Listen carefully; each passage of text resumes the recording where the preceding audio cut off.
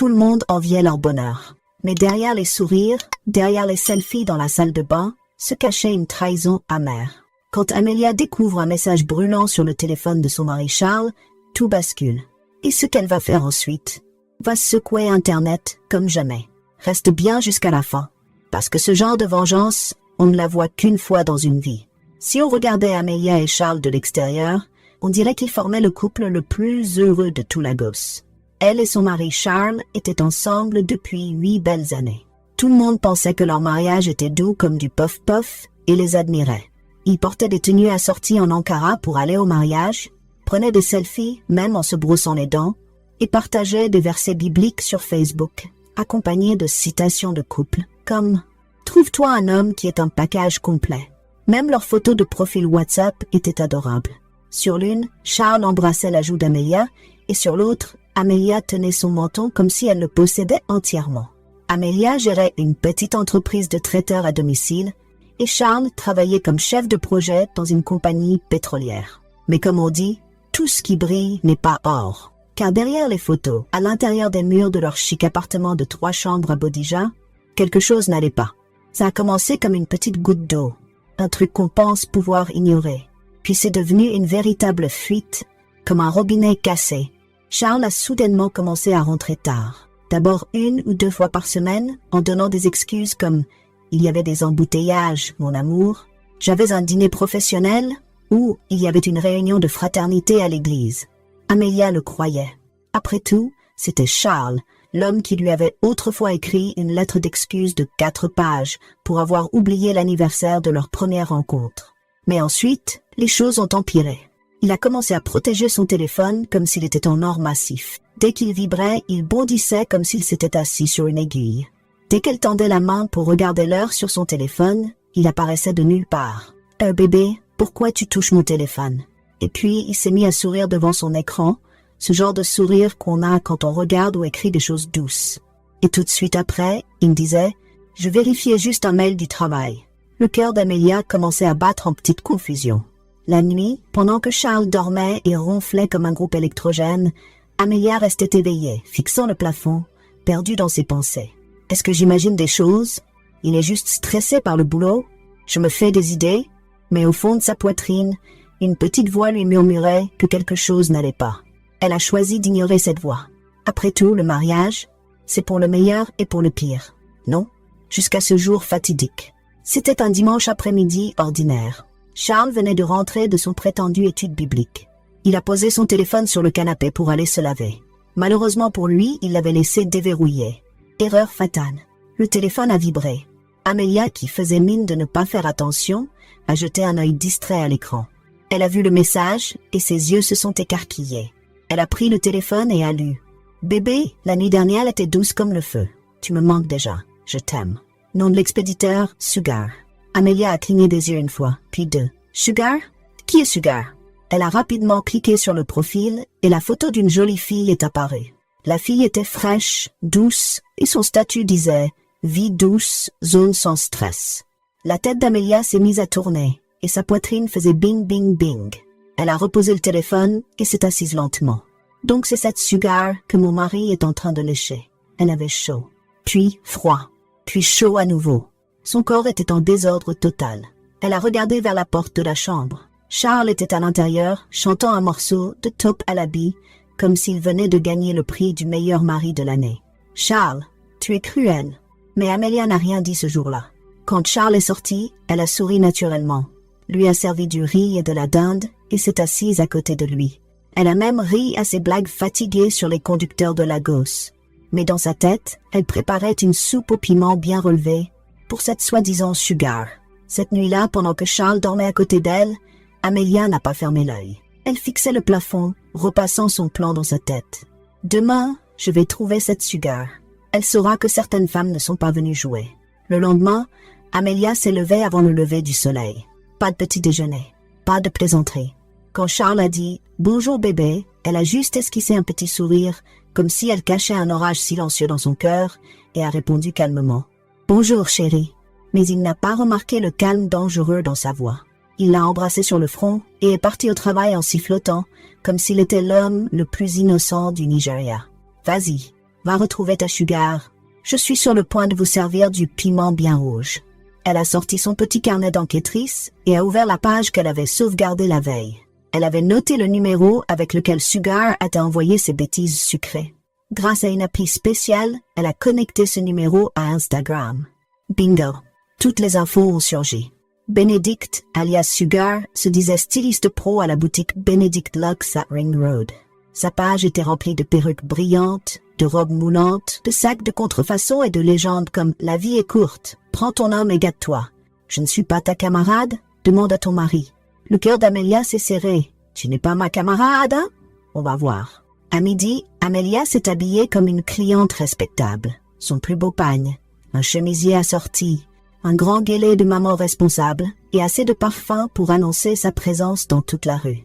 Puis elle est allée à la boutique Bis avec une mission, renverser des tables. La boutique était impossible à rater, rose de haut en bas comme si Barbie avait vomi dessus. Un mannequin à l'extérieur portait une tenue faite avec un seul mètre de tissu et 2 épingles, le style préféré de JZ. Amelia est entrée élégamment.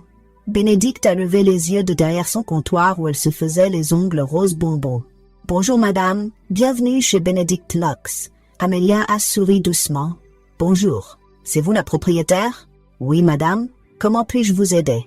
Amelia a croisé les bras et a regardé autour de la boutique. Des perruques accrochées comme du linge mouillé, des sacs contrefaits se prenant pour des Gucci et des photos de Bénédicte partout posant comme une célébrité. Elle a pris une profonde inspiration et s'est tournée vers elle. « Vous pouvez m'aider en répondant à une question? Connaissez-vous un homme nommé Charles Alad ?» Bénédicte a marqué une pause, a cligné des yeux. « Pardon? C'est quoi le nom déjà ?»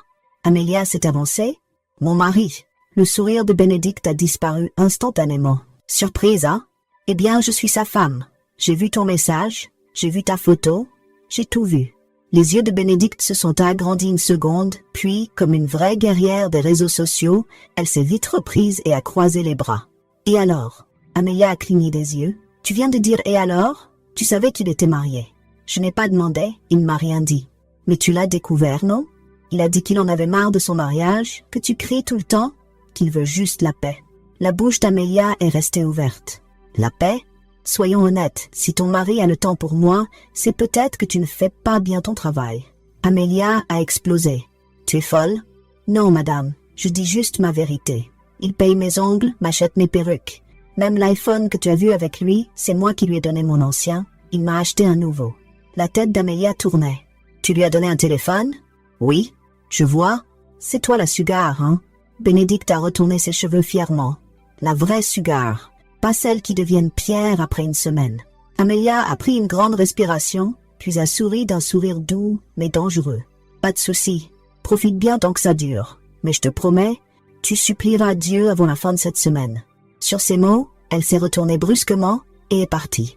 Bénédicte poussa un grand soupir méprisant et cria derrière elle. « Dis à ton mari d'arrêter de me courir après en premier. » Amelia ne répondit pas.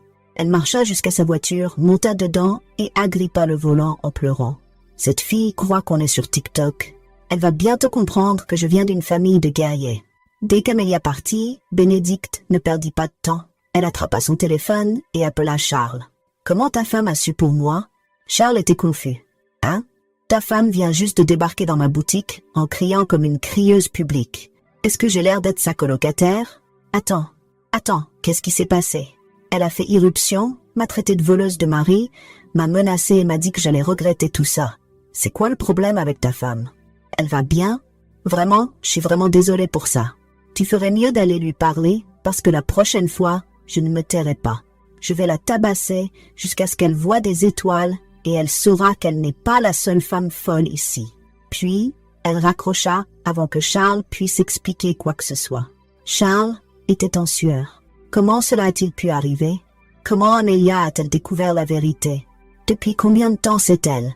Et elle n'avait même pas laissé le moindre indice. Ce soir-là, il rentra tout à la maison, entra précipitamment comme un homme poursuivi par un esprit. « Amelia !» cria-t-il. Amelia, qui pliait paisiblement des vêtements dans la chambre, leva un sourcil. « Oui, Amelia, assez fait semblant. Qu'est-ce que tu es allée faire dans la boutique de Bis ?» Amelia déposa le chemisier qu'elle était en train de plier et se retourna lentement. « Ah, donc tu es déjà au courant. Eh bien, puisque ton secret mortel est désormais exposé, tu peux m'expliquer ce que tu fais avec ta petite Sugar? Charles bouillonnait à ce moment-là. Ce n'est pas ce que je t'ai demandé. Pourquoi es-tu allé la voir? Tu l'as embarrassée, harcelée en public. C'est puéril, Amelia. Amelia le regarda en silence pendant un moment, puis éclata de rire. Attends, tu es là en train de me crier dessus, de me traiter d'enfant, parce que j'ai confronté une gamine qui est en train de détruire notre foyer? Tu ne voulais pas d'elle, hein? Et pourtant, tu l'as attaquée. Attaquée? Est-ce que j'avais une machette avec moi? Charles, tu dis que je n'aurais pas dû aller là-bas. Que j'aurais dû te parler d'abord? Oui, tu aurais dû venir m'en parler. Oh, vraiment? Venir parler à un homme qui me ment depuis des mois, qui cache son téléphone comme si c'était un dossier top secret, qui reçoit du sucre pendant que je suis là à faire de la soupe d'aiguisie et à piler l'igname? Je devais te parler pour quoi faire. Si tu veux jouer la dure, je vais t'accompagner. Mais ta Sugar, là, je vais la transformer en purée de piment. Amelia, non, laisse-moi finir. Elle s'avança, furieuse. Tu me prends pour une idiote? Tu crois que je ne sais pas ce que tu fais avec elle? Tu lui achètes des téléphones avec notre argent, tu l'emmènes au resto pendant que tu me dis que tu as une réunion, et maintenant tu oses me dire que je suis puérile? Tu n'as encore rien vu. Charles la pointa du doigt, sérieusement. Écoute-moi bien, si tu veux qu'il y ait la paix dans cette maison, je te donne 24 heures pour aller lui présenter tes excuses. La bouche d'Amelia s'ouvrit de stupeur, puis elle la referma. Puis elle éclata de rire, lentement, d'un rire maléfique. Waouh, si je m'excuse auprès de ta petite Sugar, tu vas m'aimer à nouveau, hein? Tu ne vas plus me faire d'histoire? Charles, tu es un grand imbécile, et je dis ça avec tout le respect du monde. C'est-à-dire 0. Je te promets que tu vas voir le vrai piment, celui que même les Yoruba ne peuvent pas supporter. Elle tourna les talons et sortit furieuse de la pièce. Charles resta figé, regardant la femme qu'il pensait douce et calme se transformer en lionne prête à dévorer. Amelia était en feu, et des pensées très sombres traversaient son esprit. Mais une chose était sûre, elle allait s'occuper de cette maîtresse impertinente qui avait eu le culot de commander de l'audace bon marché sur Temu. 4 jours plus tard, Amelia était assise sur le lit, pendant que Charles dormait profondément. Elle sortit son ordinateur portable et son téléphone et ouvrit un dossier secret nommé « Preuves ». À l'intérieur, des captures d'écran, des messages entre Charles et Bénédicte, des virements bancaires vers Bénédicte, des photos de Bénédicte dans la voiture de Charles, et même des photos intimes de Bénédicte qu'elle avait récupérées depuis l'ordinateur portable de Charles. Elle avait aussi des notes vocales où Charles riait et traitait sa propre femme de vieille école. Elle avait passé des jours à faire de véritables enquêtes façon FBI. Ses yeux étaient devenus rouges. « Tu m'as appelé vieille école? » Ah d'accord. Elle ouvrit un nouveau compte Instagram et Twitter intitulé « Épouse unie pour la justice ». Elle y posta quelques photos, surtout les plus scandaleuses, où Bénédicte montrait beaucoup trop de ses bénédictions, posant comme la Beyoncé de Lagos. Elle flouta le visage sur certaines et laissa les autres bien visibles. Puis elle écrivit cette légende. Certaines filles pensent qu'elles peuvent bouffer les maris des autres et s'en tirer. Le monde doit les voir. Elle cliqua sur « Publier », referma son ordinateur et se coucha à côté de Charles qui ronflait comme un bébé. Elle sourit. « Continue mon chéri. Dors bien. La joie viendra le matin. » Le lendemain matin à Lagos, tout semblait normal. Mais pour Bénédicte, la reine des boutiques, ce fut le jour du tonnerre. Elle se réveilla, s'étira comme une reine du contenu et prit son téléphone, s'attendant à voir des messages de clients. Mais à la place, son téléphone faillit exploser. Elle avait plus de 120 appels manqués et des messages innombrables. La page de la boutique de Bénédicte avait reçu 5000 nouveaux commentaires, tous très virulents. Des commentaires comme « Une gérante de boutique qui se prend pour une Sugar, voilà la raison d'un mariage brisé. Tout ça pour une perruque et un téléphone? Tu veux détruire le foyer de quelqu'un ?» Les yeux de Bénédicte s'écarquillèrent. Qu'est-ce qui se passe? Puis elle vit l'interdit. Ses photos à moitié nues, ses noodles, photos intimes et ses messages torrides étaient partout sur Instagram et Twitter. Les gens repostaient, citaient, insultaient. Certains se prenaient même pour des conseillers conjugaux dans les commentaires. Sa marque était finie. Elle hurla, jeta son téléphone sur le lit et fit les 100 pas dans la pièce comme une chienne en chaleur. Qui m'a fait ça? Qui m'a exposé? Mais elle connaissait la réponse. Il n'y avait qu'une seule personne qui avait la motivation, la force et la folie précise pour faire un tel coup. Amelia, la femme de Charles. Bénédicte tomba à genoux et hurla « Cette femme a ruiné ma vie. Puis elle essuya ses larmes, se releva et déclara « Mais je ne coulerai pas seule. » LOL, elle pense avoir gagné? Qu'elle aille donc s'occuper de son mari en décomposition. Elle ouvrit alors son dossier secret dans son ordinateur, intitulé « Mes mecs et leurs bêtises ». À l'intérieur, des vidéos, des notes vocales et oui, des noodles de Charles. Beaucoup. Il y avait celle où il posait devant le miroir. Celle où il souriait nu dans le lit comme un bouc. Les lèvres de Bénédicte se retroussèrent. Voyons maintenant si Internet oubliera ton derrière aussi facilement. Elle ouvrit Twitter, créa un compte anonyme intitulé « Les hommes mariés sont fous » et posta tout avec cette légende. Voici votre gentil mari. Pendant que vous lavez ses caleçons, il pose nu pour sa maîtresse. Elle cliqua sur « Publier », puis s'adossa sur sa chaise, les bras croisés. Voyons qui rira le dernier. L'Internet explosa à nouveau. Cette fois, ce n'était plus seulement Bénédicte qui était en tendance. C'était Charles, le poseur de miroir. Les gens riaient. Donc, c'est ce Charles-là qui poste des citations de mariage sur Facebook. Viens chercher tes caleçons, monsieur. C'était partout sur Instagram. Monsieur, vous avez oublié votre dignité dans ce miroir. Même les membres de l'église en parlaient. Son patron au travail l'avait vu. Ses amis aussi. Et sa mère. Son pasteur l'appela « Frère Charles, ce n'est pas toi que je vois sur Internet, nu comme un verre. » Charles voulait disparaître dans le sol. Il rentra en courant à la maison enragé et entra dans le salon comme un fou furieux. « Amélia, qu'est-ce que tu as fait ?» Mais Amélia était assise calmement sur le canapé, mangeant de la suya et sirotant du zobo comme une reine. Elle leva les yeux, cligna doucement des paupières et dit « Bienvenue mon mari. Ne m'appelle pas ton mari. Tu m'as détruit. Mes photos sont partout. » Quelle photo? Celle que tu as envoyée toi-même à ta sugar? Ou est-ce que je t'ai attaché pour photographier tes caleçons? Mais tu es allé trop loin.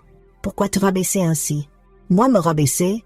Et toi, tu ne t'es pas rabaissé quand tu m'as trompé avec une fille qui porte du filet en guise de robe?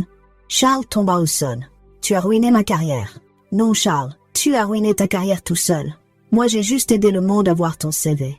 Il se prit la tête entre les mains. Il était fini. Mais il ne savait pas encore à quel point. Le lendemain, Charles quitta tôt le travail. Enfin, ce n'était plus son travail parce qu'il avait été licencié. Les RH lui avaient dit « Désolé, mais on ne veut pas d'ambassadeur de marque tout nu ici. » Ses amis ne répondaient plus à ses appels. Même le vigile de son bureau le regardait de travers. Ce soir-là, après avoir enfin eu le courage de rentrer chez lui, il trouva la lumière éteinte. Aucune odeur de nourriture, rien sur la table. Et Amélia? Introuvable. Il vit juste une enveloppe blanche sur la table du salon. Il l'ouvrit et se figea. À l'intérieur, les papiers de divorce et une note écrite à la main. Puisque tu aimes tellement Sugar au point de toujours la défendre sans un soupçon de remords, va donc vivre dans son bol de sucre. Quant à moi, je suis partie. Ne me contacte surtout pas. Je t'ai déjà bloqué. Bonne chance. Trahison. La réalité frappa Charles comme un ouragan. Non, Amélia, s'il te plaît. Il fit le tour de la maison, mais tout était vide. Elle avait tout pris. Même la vieille horloge en promo était partie. Il tomba à genoux, rempli de regrets. Amélia, je suis désolé. Mais il était trop tard. 2 mois plus tard, Amélia sirotait un jus frais dans un restaurant avec sa meilleure amie, Iti. Iti éclata de rire. Tu as géré, ma chère. Le genre de buzz que tu as donné à Internet, c'est du 10-10. Amélia gloussa. Disons juste que chacun a reçu ce qu'il méritait. Elles levèrent leurs verres, à la paix et à de meilleurs jours. Puis elles ajoutèrent, et à bloquer à jamais les hommes ingrats et inutiles. Elles crièrent en chœur, Amen. Amélia sourit en regardant par la fenêtre. Elle ne savait pas exactement ce que l'avenir lui réservait, mais une chose était sûre. Elle ne resterait plus jamais avec un homme infidèle, arrogant et sans remords. Quant à Charles, disons simplement que désormais, il sait que tout le monde qui goûte au sucre n'échappe pas au diabète. Merci d'avoir regardé cette histoire. Partagez vos impressions en commentaire. Pensez-vous qu'Amélia est allée trop loin, ou bien que ses actions étaient justifiées? Dites-le moi en commentaire. Likez, partagez avec vos proches et abonnez-vous à la chaîne si ce n'est pas encore fait. On se retrouve très bientôt pour une nouvelle histoire. À bientôt.